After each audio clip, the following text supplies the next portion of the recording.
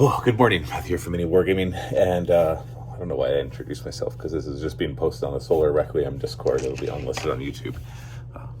Hair not even done yet this morning. It's like 5:30 in the morning, getting ready to go to the gym. But I wanted to make a quick video first, as quick as it can be, because what I want to do, and I'll probably do more of these, like as many as it needs to be for us to have a discussion, because I have a hard time writing out everything.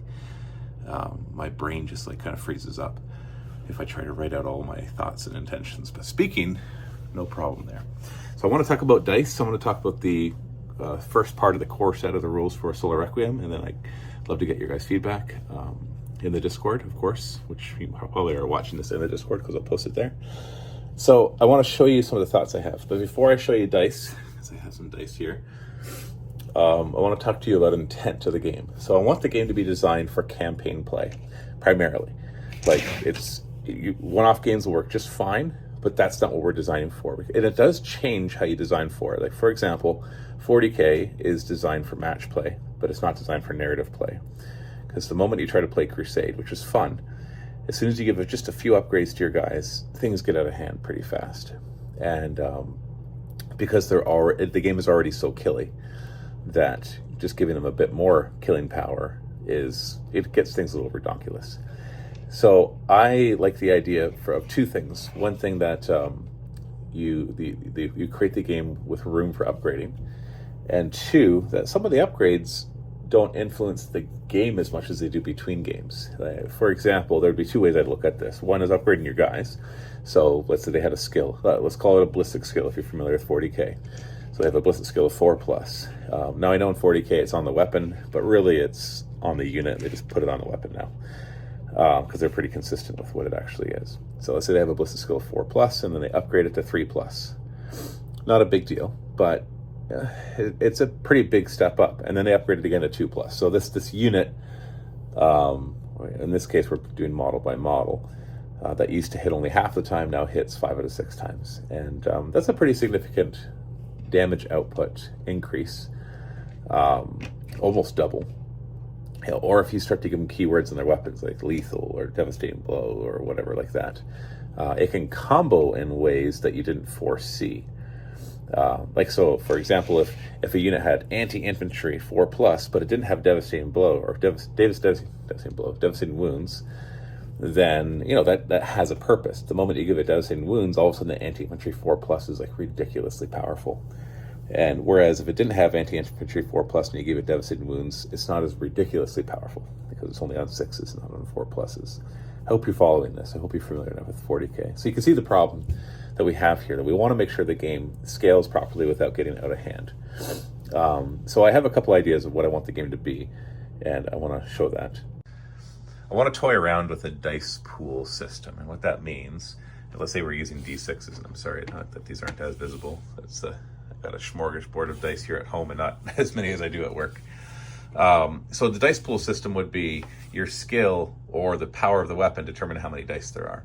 And you're not looking at these are each a shot. You're looking at there's a collection of them that you have to get so many successes. So let's say you had a shooting skill of 4 and that you're rolling to hit. So what that would mean is that you would roll 4 dice, and then the game would have the number of what you have to get. And in this case, let's say it's 4+. So we roll four dice, and we've got 2 6s and 2 3s. So those are not successes. So we got 2 successes. And then we compare that to maybe like the defense of the enemy. And if they had a defense of 2 or less, you hit them. And then 6s usually do something special. Either they count as 2 successes, or they might let you roll another die per 6. So you roll that, and all those are 3s, you don't do anything. But that's, all this stuff is plug and play. I hope you guys realize that when you're designing a game, each aspect of it is plug and play. Like how we're going to do activations, alternate activation, token pull, I go, you go, some other system. It's all plug and play. What changes each time is the balance of the game, and that's what you have to consider later on. And so I like the idea of this. Now, the problem with this system, and there's 2 possibilities as well for what happens to your opponent. So if you roll to hit and they have a defense, then either you can just have it to roll to hit and your opponent does nothing, or you roll to hit and your opponent rolls a number of dice equal to their defense and see how many successes they get. So it's an opposed roll. which keeps your opponent in, but it does make the game take a little bit longer because you both have to roll. So there's all those considerations. There's also mental load too, to remember all these different rules. But those are pretty simple. Now, both of them are fine. And once again, they're both plug and play, but there's things to consider. So first off, I don't want it to be a binary yes or no. What I mean by that is, forget that the opponent is rolling for a second. Let's say they had a defense 2. And right here, let's say I got 3 4s. So that's a yes. Yes, you hit them. What if I got 4 4s? That's still just a yes. Okay, so it's not, we got 2 4s. That's also a yes. So 2 4s, 3 4s, or 4 4s are all the same result. And yet 4 4s is better than 3 4s, which is better than 2 4s. And so there's a concept in gaming you might have heard of. It's called degrees of success, which is that, if defense is 2, then I need 2 to succeed. And every additional one gives me a degree of success higher. So I succeeded and I got 2 extra. And you can have that mean something so that the game feels, well, it's a fun thing, but it also means that the scaling of the game works. And let me give you an example why. So if you're rolling, but let's say that things get upgraded and your shooting skill gets upgraded and you get to roll another die. Well, the extra die is not really going to help you against a defense of 2 because you're most likely to get it with 4. You're quite likely, actually. Or let's say your opponent's defense gets upgraded. If it gets upgraded just a couple times, all of a sudden, they're going to be immune to being hit by so many different people. So if we're going to have a dice pool system, the upgrades really can't be to roll more dice. Like maybe 1 more, and maybe upgrading the defense by 1. But it can't be much more than that, because it'll get out of hand. Or the defense will get so high that the starting scrubs won't be able to even hit them. Like it'll be almost impossible unless you roll like exploding 6s and get there. So then it comes down to, well, then how do you upgrade the skill? It's like, well, you could instead, the number of dice is not the skill, the number of dice is the power of the weapon. So a more powerful weapon would have more dice. And then what you have to roll is the skill. So let's say it's just a starting grunt, so they have to roll 5s, whereas an elite has to roll 4, and like a super elite would roll 3s. And so then all of a sudden your shooting skill is 5+ or 4+. Now you can see the problem with that would be that there's not any upgrades. Just like I said, for 40K, it doesn't take long for the upgrades to become very powerful. Going from 5+ to 4+ to 3+ is a double. It's an increase by a factor of 100%. You get twice as many hits or successes. So then you can do something like, okay, well then let's switch to D10s. So we switch to D10s and do exactly the same thing. All of a sudden, each change in the skill is only a 10 percentile difference, not a 17 percentile difference. And so you can have that little bit of crunchiness that as they upgrade their skills, each upgrade doesn't break the game. And if you have the defense not be the number of dice, but instead have it be what they need to roll, then the defense can upgrade too. But you can always keep your dice within a certain limit, which means that you can control how big and small it gets. Now, I know I've been talking for a while here, but I still want to talk about one more concept of something I really, really want to do, and that is critical successes and complications. So critical successes, you're probably familiar with in other games, but how would you determine if you got a critical success if you're rolling a dice pool? Well, I would replace one of the dice with a special die. And if that die rolls a 6, it's a critical success. And what that might do is activate some ability on a gun, like piercing, armor, or setting things on fire, or doing extra damage, or whatever it might be. And then the idea was, we still want fumbles. Now, we could just say, well, this die, if it rolls a 1, it's a fumble. And that's fine, except I'm thinking about upgrades again. And I'm thinking, what if somebody gets like some sort of lucky upgrade? And that would allow them to swap out 2 dice instead of 1 to have a second chance of getting that 6. Well, they also have a second chance of getting a 1 then. And so the lucky really is not anymore lucky, it's lucky and unlucky. Well, then I thought, well, we can substitute that by just saying, or fix that by having 1 die get switched with a critical die, and the other die gets switched with a fumble die. And so they both count towards successes, so each 4+ is a success.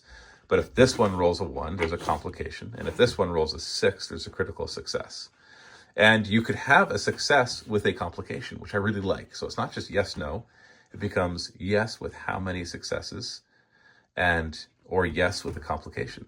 And then it can become no with a complication as well. And a critical success, of course, will do nothing if you don't roll enough successes. And so that's kind of fun. And then you could always say, well, gun is unreliable, which means you have to roll 2 fumble dice. And so you all of a sudden get this cool dynamic, which I don't think adds much mental load for people to remember, that when you make your dice pool, it's like, okay, you're going to do 5 dice. Don't forget to swap out 1 for a luck die and 1 for a fumble die. And that's pretty straightforward, right? And you're looking for 1s there and 6s there. But if you switch to a D10 system, which I think we'll need to in order to really accomplish the whole campaign system thing, then it's like, well, now you're only getting criticals on a 10, which means it's only 1/10 of the time and not 1/6 of the time. And that's not very interesting. So I thought, well, then whenever you roll your pool, you add in a success die. And then fumbles could just be, well, we could add in a fumble die as well. I don't like the look of that, though. So I'm not a big fan of it, but I still want a way to figure out critical successes and critical fumbles that allow them to scale. In other words, for us to be able to get somebody more lucky, or weapons to become unreliable. That could become like a negative trait on them, or it could be like a makeshift weapon, or it could just be a weapon in general, like a cheap weapon that you buy is actually unreliable, whatever it happens to be. So we're going to start there.